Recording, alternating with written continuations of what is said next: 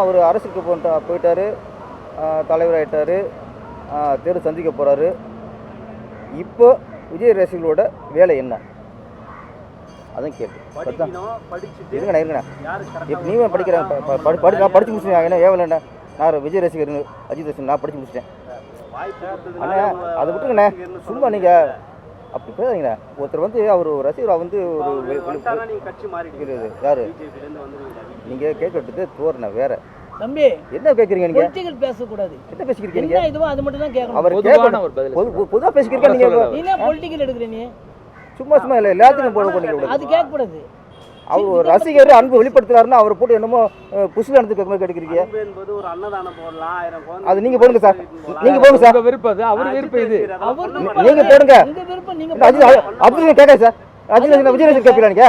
ஆமா கேட்போம் சார். இந்த மாதிரி பண்ணா கேட்போம். ஷோ பார்த்துட்டு போலாம். நீங்க எப்ப போறீங்க?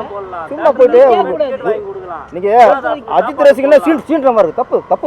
பையன் சொல்றாரு. நீ பேசும்போது போட்டோ பார்த்து அழுதாரு. அழுகு பெரிய ஆள் இல்லல, பெரிய ஆள் தான். யார் நீ? உங்களுக்கு பெரிய ஆள் சார். அவர் பெரிய ஆள் சார். நீங்க அப்படி நினைக்க கூடாது. உங்க அளவுகள் வேற, அவர் அளவுகள் வேற.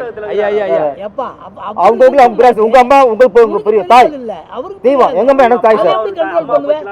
அப்படி சும்மா போடு சார். சின்ன பின்ன போட்டு ஓவரா கேள்வி.